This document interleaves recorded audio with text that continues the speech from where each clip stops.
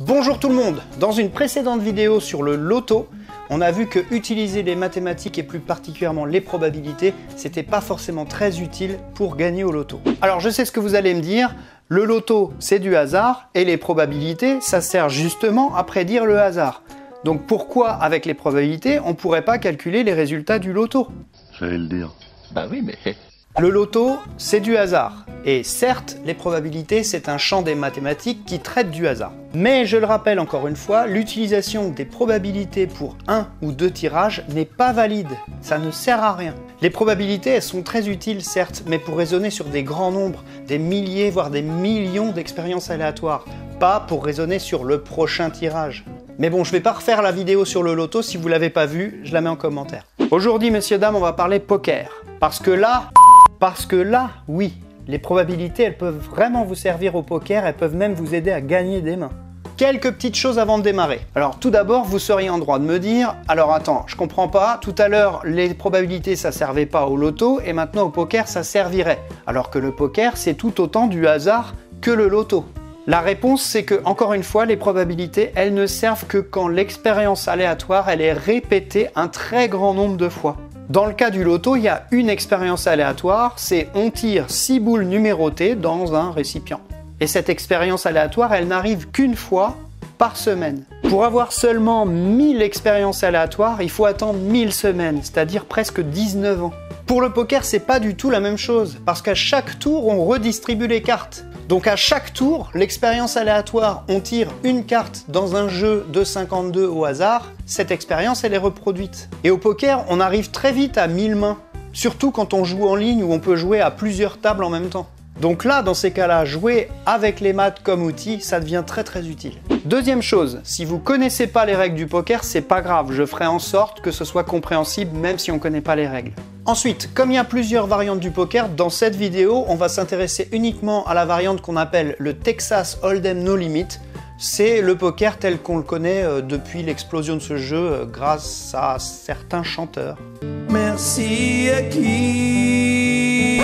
Enfin, durant cette longue vidéo, oui, parce que là on est parti pour faire une très longue vidéo, je vous le dis tout de suite. Il y aura forcément des passages qui seront un peu plus mathématiques, qui servent pas forcément pour jouer au poker, mais qui ont leur place ici parce qu'on est sur la chaîne Matador.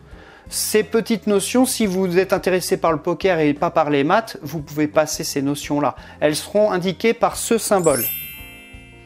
En revanche, certains points abordés vont vraiment vous aider à progresser au poker et à gagner de plus en plus de mains. Ça va être très utile pour le jeu proprement dit. Ces notions-là, elles seront indiquées par ce panneau. C'est parti. Alors on commence par la base, les combinaisons.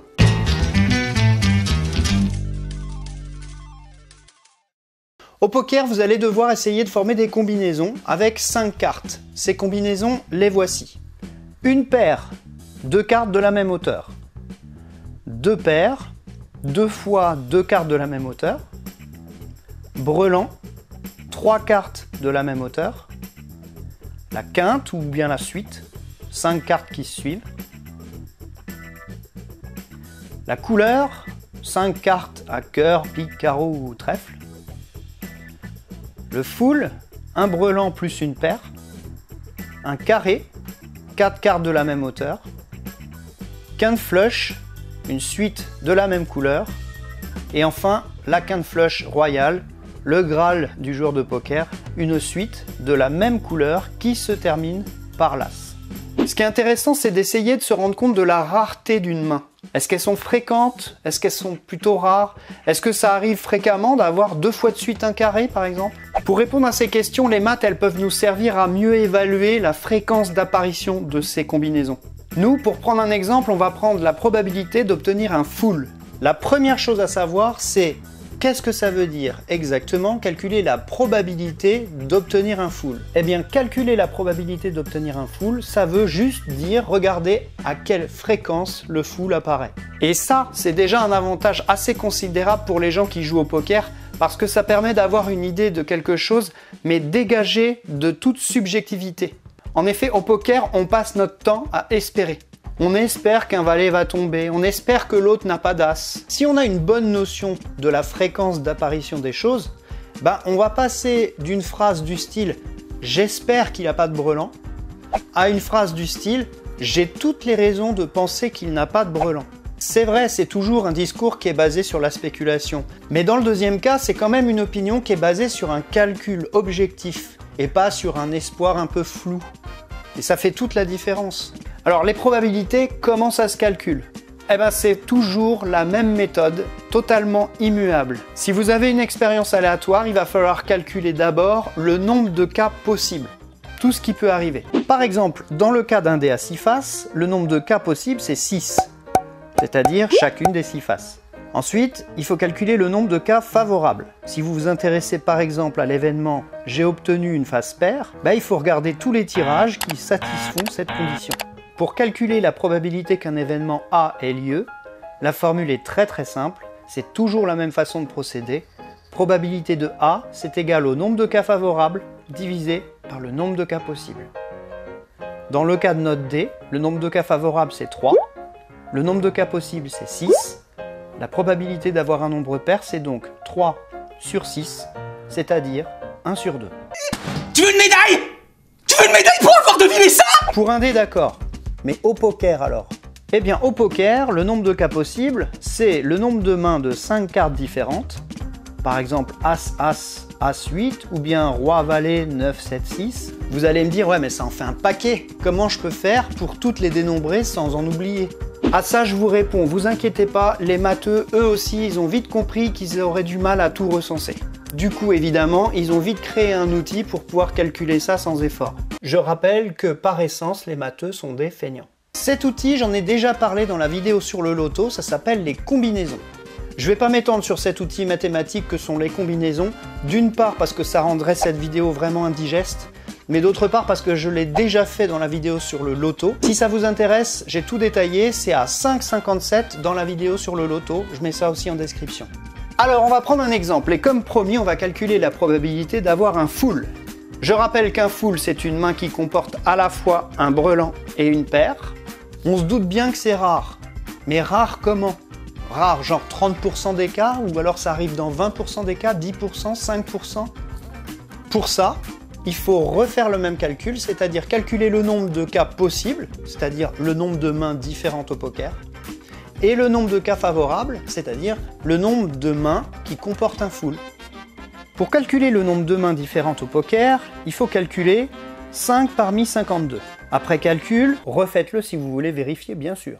Ça fait exactement 2 598 960 mains différentes. Pour calculer le nombre de full, il faut d'abord prendre en compte qu'il y a 13 hauteurs de brelan possibles, brelan de 2, brelan de 3, de dame, de roi, d'as, etc. Ensuite, une fois qu'on a fixé la hauteur du brelan, dans notre cas un brelan de 9, il faut prendre en compte qu'il y a 4 cartes de cette hauteur, le 9 de cœur, de pique, de carreau et de trèfle. Pour faire notre brelan, il faut donc choisir 3 cartes parmi ces 4. Ensuite, on recommence exactement le même raisonnement pour la paire. Mais attention, au moment de choisir la hauteur de la paire, il faut prendre en compte qu'on a cette fois plus le choix entre 13 hauteurs, mais 12. En effet, à ce moment-là, il reste une carte de la hauteur du brelan, celle qu'on n'a pas choisie juste avant, et si on la tirait, ça transformerait notre brelan en carré, et c'est pas ce qu'on veut calculer. Donc cette fois, on a le choix entre 12 hauteurs, et une fois qu'on a fixé la hauteur, on choisit 2 cartes parmi ces 4 pour faire notre paire. Ce calcul fait 13 x 4 x 12 x 6, ce qui revient à 3744 mains. La probabilité d'avoir un full, c'est donc 3744 sur 2 598 960, c'est-à-dire 0,0014, soit environ 0,144%. Je sais, c'est très rare. Cet outil des combinaisons, ça permet d'avoir une bonne idée de la rareté ou pas de telle ou telle combinaison. Et ça, c'est déjà un avantage énorme. Alors évidemment, quand on joue au poker, on n'a pas du tout envie de calculer tout ça à la main ou d'avoir une calculatrice ou un ordinateur à côté. Les joueurs de poker, eux, ils connaissent ces fréquences et ces combinaisons par cœur. Moi, je vous mets quelques liens en bas avec le résumé de ce qu'il faut connaître pour pouvoir jouer correctement au poker. Seulement voilà, les joueurs de poker le savent très bien, ce qu'on vient de calculer là, ça ne suffit pas. D'une part parce que ça se passe pas comme ça, on nous donne pas 5 cartes d'un seul coup, il y a un déroulement dans le jeu. Et puis surtout, les mises que vont faire les différents joueurs pendant le déroulement du jeu, Ça va nous permettre de faire des suppositions sur leur jeu, et ça va nous permettre d'écarter certains types de mains. Du coup, toutes les mains ne vont plus être aussi probables l'une que l'autre. On dit qu'elles ne seront plus équiprobables. Moins probables. Ça, c'est un terme mathématique. Et on va voir ça tout de suite dans la deuxième partie de cette vidéo, les probabilités conditionnelles.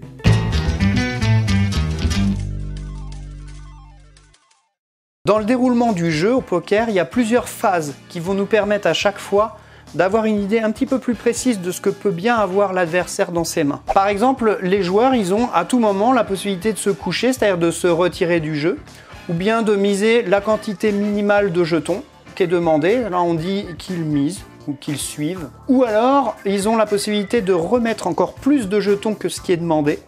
Là, on dit qu'ils relancent. Petit rappel indispensable à ce moment de la vidéo, au poker, en fait, on a 2 cartes qui sont distribuées, et ces 2 cartes vont être complétées pour faire une main de 5 cartes par la suite.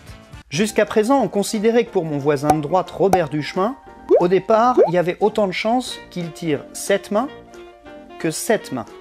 Seulement, voilà, vu que Robert Duchemin a beaucoup misé, je peux faire la supposition qu'il a un bon jeu, et j'en conclus qu'il y a moins de chances qu'il est 7 et 2 que As et As. Dans ce cas-là, on peut affiner un petit peu nos calculs de probabilité pour faire coller un peu plus à la réalité de nos suppositions. Et pour ça, on a un super truc qui s'appelle les probabilités conditionnelles. Les probabilités conditionnelles, c'est un sous-chapitre des probabilités. Ça nous permet de continuer à calculer des probabilités, sachant qu'on a une information supplémentaire sur le tirage. Revenons à notre exemple du dé de tout à l'heure. On a vu que la probabilité d'avoir un nombre pair, c'était 1/2, vous vous souvenez. Mais imaginons maintenant que pour une raison ou pour une autre, vous ayez l'information que la face qui est tombée est plus petite que 6. Du coup, on est sûr que le 6 ne tombe pas. Donc la liste des résultats possibles n'est plus la même. Et au lieu de 6 possibilités, on passe à 5. Et du coup, le nombre de cas favorables qui était de 3 avant d'avoir l'info, 2, 4 et 6, passe maintenant à 2. 2 et 4. Puisque 6 ne peut plus tomber. Et la probabilité d'avoir un chiffre pair n'est plus 3 sur 6, mais 2 sur 5. Bon là, c'était un petit peu trivial parce que l'exemple se fait de tête. Mais pour les cas un petit peu plus compliqués comme le poker ou les autres cas, on a une super formule en maths qui permet de calculer comme ça une probabilité conditionnelle. Cette formule, elle fait un peu peur, pas de panique, c'est assez simple. La voici. La probabilité de A sachant B, c'est égal à la probabilité de A inter B divisé par la probabilité de B. A inter B, c'est l'événement qui satisfait les deux conditions A et B à la fois. Dans notre cas, l'événement A inter B, c'est obtenir un nombre pair et obtenir un nombre plus petit que 6. L'événement A inter B, c'est donc on obtient 2 ou 4. Et sa probabilité, c'est 2 sur 6. L'événement B, c'est obtenir un nombre plus petit que 6. Sa probabilité, c'est 5 sur 6. Donc P de A sachant B, c'est 2 sur 6 sur 5 sur 6. On simplifie par 6 et on retrouve notre 2/5 qu'on avait calculé de tête. Ces probabilités conditionnelles, elles vous permettent d'affiner beaucoup plus votre stratégie en cours de partie. Là encore, inutile de venir avec sa calculette pendant le jeu. Je vous mets quelques liens super utiles en description. Et voici les principaux résultats qu'il faut connaître en matière de probabilité conditionnelle. Alors une probabilité conditionnelle assez classique, c'est ce qu'on appelle couramment la bataille de paires. En gros, vous suspectez sérieusement que votre adversaire pourrait bien avoir une paire de 3 et vous avez en main une paire de 9. Là, sachez que vous êtes à 80-20, 80% pour vous, 20% pour votre adversaire. Autre configuration très classique, c'est ce qu'on appelle le coin flip au poker. Vous avez une main faite, par exemple 2-8, une paire de 8 déjà dans la main, et vous jouez contre quelqu'un qui a 2 cartes supérieures à vos 8, c'est-à-dire par exemple Roi-Dame ou As-Roi. Là, vous êtes légèrement avantagé, mais vous êtes quasiment à 50-50. 51 pour vous, 49 pour votre adversaire. Enfin, il y a le coup classique de la carte commune. Par exemple, vous avez As-As, votre adversaire a As-Roi, donc il y a un As en commun. Là, vous êtes énormément favori, 87% pour vous, 13% pour votre adversaire. Ça va, ça suit toujours? J'espère pour vous, parce que ça va commencer à devenir très important pour la prochaine section, le calcul de vos outs.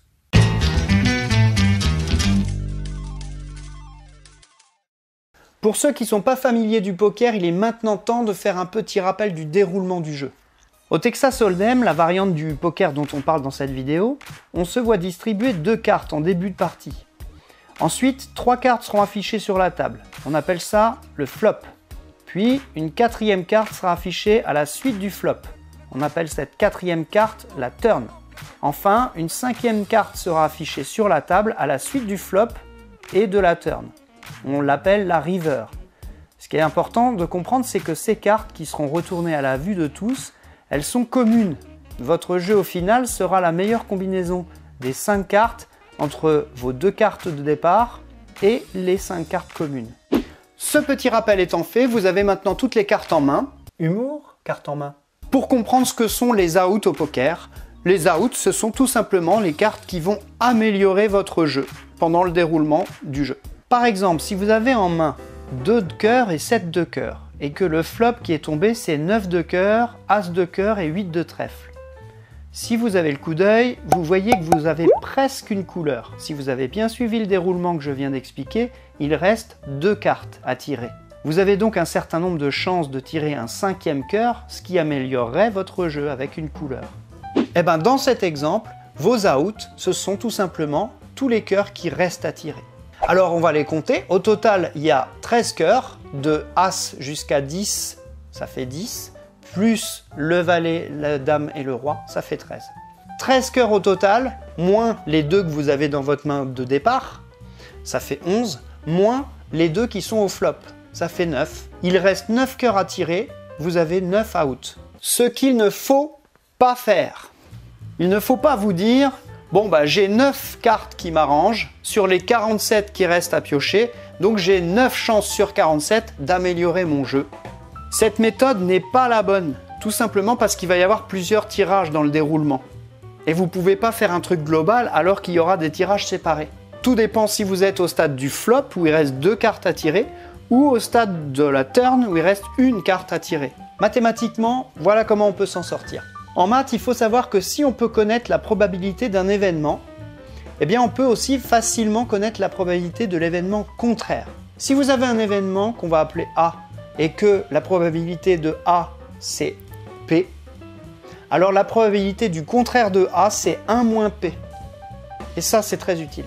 Par exemple avec un dé, si ma probabilité d'avoir 1 c'est 1/6, eh bien la probabilité contraire c'est la probabilité d'avoir un nombre au moins égal à 2. C'est-à-dire 1 moins 1/6, autant dire 5/6. Dans ce cas-là, en fait, c'est facile à voir parce que pour avoir un nombre au moins égal à 2, on a 5 cas favorables, le 2, le 3, le 4, le 5, le 6, sur 6 cas possibles.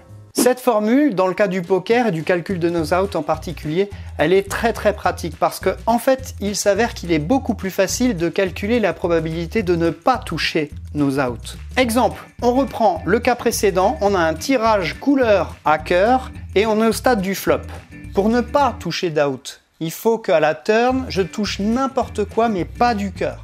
Comme il me reste 47 cartes à découvrir et que j'ai 9 cœurs encore, 9 outs, on vient de le voir, la probabilité de ne pas tirer un cœur, c'est 47 moins 9 sur 47, c'est-à-dire 38 sur 47. Ensuite, au moment de la river, je n'ai plus 47 cartes à tirer. Oui, parce que je viens de tirer une turn. Il me reste donc 46 cartes à tirer. Et de la même façon, pour ne pas toucher un cœur à la river, il faut que je pioche parmi les 46 moins 9 cartes que je ne veux pas avoir. 46 moins 9 sur 46 au total, c'est-à-dire 37 sur 46. À ce moment-là, on a la probabilité de ne pas toucher un cœur à la turn qui est de 38 sur 47. Et d'un autre côté, on a la probabilité de ne pas toucher un cœur à la river qui est de 37 sur 46. Pour réunir ça et avoir la probabilité de ne pas toucher un cœur à la turn et à la river, bah c'est simple, il faut multiplier ces deux probabilités entre elles. La probabilité c'est donc 38 sur 47 multiplié par 37 sur 46 et ça fait à peu près 0,65. Du coup, ça c'est la probabilité pour ne pas toucher un out. Donc la probabilité d'en toucher un, c'est 1 moins ça, c'est-à-dire 1 moins 0,65, c'est-à-dire 0,35, à peu près 35% de chance. Avec cette méthode, vous pouvez calculer au plus juste les chances que vous avez de toucher vos outs. Et ça, c'est un avantage énorme. Mais encore une fois, vous n'allez pas prendre votre calculatrice ou votre ordinateur portable pour calculer tout ça en face des joueurs avec qui vous jouez. Heureusement, il existe une méthode hyper simple qui permet en une fraction de seconde de retrouver ces résultats ou très proche de ces résultats. Moi, perso, j'appelle ça la méthode du 4-2. Vous allez voir, je vais vous expliquer, c'est hyper simple. Pour avoir votre pourcentage de chance de toucher un out, si vous en êtes au flop, vous multipliez votre nombre d'outs par 4. Et si vous êtes à la turn, vous multipliez votre nombre d'outs par 2. Vérifions ça avec l'exemple de tout à l'heure. On avait calculé, dans la douleur, mais on avait calculé, qu'avec notre main de départ de 7 et 2 à cœur et un tirage couleur au flop, on avait exactement 35% de chance d'améliorer notre main avec un 5e cœur qui compléterait notre couleur. Vous vous rappelez? Calcul du nombre d'outs, je ne vais pas revenir là-dessus, on l'a fait tout à l'heure. On a 9 cœurs restants pour améliorer notre jeu. On a 9 outs. On est au flop, on multiplie 9, le nombre d'outs, par 4, ça fait 9 x 4, 36. On a à peu près 36% de chance de toucher ces outs. Bon, ok, on trouve 36%, alors qu'en fait, on a vu tout à l'heure qu'avec le calcul, la vraie valeur qu'on doit trouver mathématiquement, c'est pas 36%, c'est 35%. Donc il y a un petit pourcent d'écart, mais honnêtement, c'est tellement plus simple de multiplier par 2 ou par 4 que finalement, ce petit écart qu'il y a entre les deux méthodes, il n'est pas très grave. Honnêtement, que vous ayez 35% ou 36% de chance, ça ne va pas changer votre décision au final. Pour la dernière partie, accrochez-vous bien, c'est ce qu'il y a de plus important pour gagner au poker avec les maths, le calcul des cotes.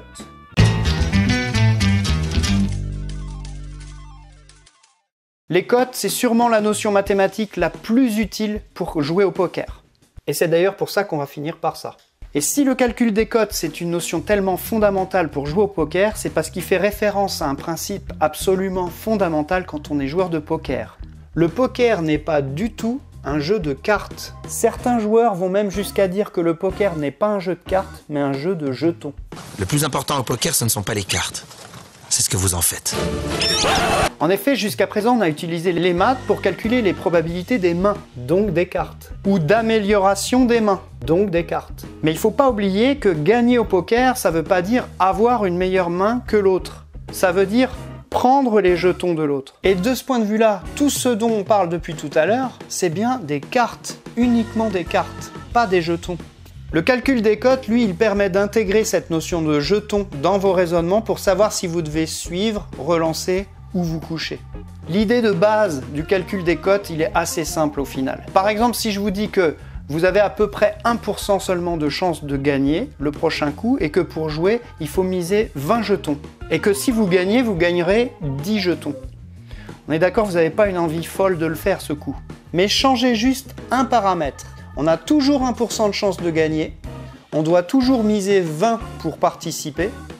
Mais par contre, cette fois, si vous gagnez 1000 jetons. Dans la situation précédente, vous deviez miser 20 pour gagner 10.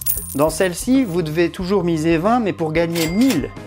Avouez-le, même si vos pourcentages de chance de gagner n'ont pas changé, vous êtes prêt à jouer la deuxième fois. Si c'est le cas, c'est que vous avez intuitivement compris la notion de cote. On pourrait dire grosso modo que calculer la cote, c'est estimer le gain potentiel par rapport à sa mise. Voyons ça en détail. Pour calculer les cotes, il y a 3 étapes. La première étape, calcul de la cote du pot.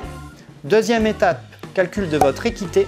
Troisième étape, comparaison des deux. Vous êtes face à un adversaire. Il y a pour l'instant 15 dans le pot. Votre adversaire mise 5. À cet instant, votre adversaire ayant ajouté 5, il y a exactement 20 dans le pot. Pour suivre, vous devez donc mettre 5 jetons à votre tour.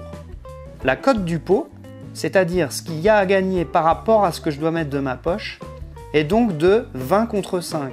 Pour ceux qui ont des vagues souvenirs de leur cours de maths, vous savez que cette cote, si on la met sous forme de fraction, 20 sur 5, ça revient à dire 4 sur 1. Pour les autres, pas de panique, il suffit de voir qu'entre 20 et 5, il y a un rapport de 4. Parce que 5 fois 4 égale 20. Bon, ok, vous venez de calculer la cote du pot. Donc en gros, à ce moment-là de la partie, vous savez que si vous venez à gagner ce coup, vous risquez de gagner 4 fois votre mise. Et alors ? Et alors, pour savoir si ça vaut le coup de mettre ces 5 jetons, il va falloir que je compare cette cote à autre chose. Et cette autre chose, ça s'appelle notre équité. Et l'équité, ça se calcule avec quelque chose que maintenant vous connaissez bien, vos outs. Reprenons l'exemple précédent. Vous êtes à tirage couleur, Au flop, vous avez donc 9 outs. Comme vous êtes au flop, vous multipliez par 4. Et vous trouvez en un clin d'œil que vous avez 36% de chance. Vous avez donc 64% de chance de ne pas améliorer votre main et 36% de chance de l'améliorer. Ce ratio de 64 contre 36 donne un peu moins de 2 contre 1. C'est tout. Maintenant, il reste une chose à faire, comparer les deux. La règle, elle est hyper simple. Si la cote du pot, elle est supérieure à votre équité, vous pouvez suivre. On appelle ça un bon call. Mathématiquement, ça revient à peu près à dire que votre espérance de gain, elle est supérieure au risque que vous prenez en jouant cette main. Ou bien, dit autrement plutôt en français, statistiquement, si vous jouez ce genre de call tout le temps, vous serez gagnant. Dans notre cas, qu'est-ce qui se passe? La cote du pot est de 4 contre 1. Notre équité, elle est de un peu moins de 2 contre 1. Là, c'est très clair, la cote du pot est largement supérieure à notre équité. Il faut jouer ce coup. Vous remarquerez qu'il y a quelque chose d'intéressant dans ce dernier raisonnement, c'est qu'à aucun moment, il est fait mention des cartes. Autrement dit, cette tactique, elle est payante, quel que soit le jeu de votre adversaire.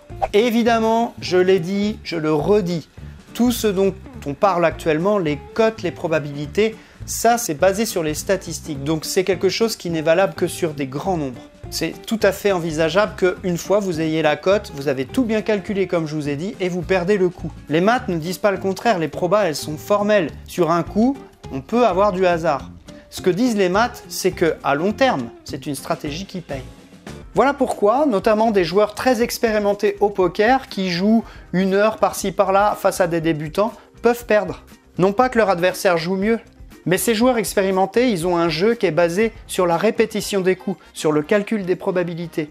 C'est d'ailleurs, à mon avis, un intérêt énorme dans ce jeu. Au tennis, par exemple, si vous jouez contre Roger Federer, vous n'avez pas grand intérêt, ni pour lui, ni pour vous d'ailleurs, parce qu'il va vous mettre une rouste, et puis voilà, il n'y a pas d'intérêt à jouer contre le champion du monde. Alors qu'au poker, si vous vous retrouvez à table un jour avec le champion du monde de poker, et que ça part à la fin en poker, et que vous jouez entre copains, eh ben c'est pas impossible que vous preniez du plaisir à jouer avec lui, voire peut-être vous allez gagner des coups, même s'il est champion du monde. Voilà, c'est tout pour cette longue vidéo sur le poker, j'espère que ça vous aura plu. Évidemment, le principe de vulgarisation est toujours le même, ça nous oblige à prendre quelques raccourcis, à passer sur certains détails. Malgré tout, j'espère que si vous êtes joueur de poker, ça vous aura aidé et que vous aurez trouvé à manger là-dedans. Et pourquoi pas, si vous n'êtes pas joueur de poker, peut-être que je vous ai donné envie de jouer. Quoi qu'il en soit, en attendant votre prochaine partie, ne prenez pas de risques, calculez-le.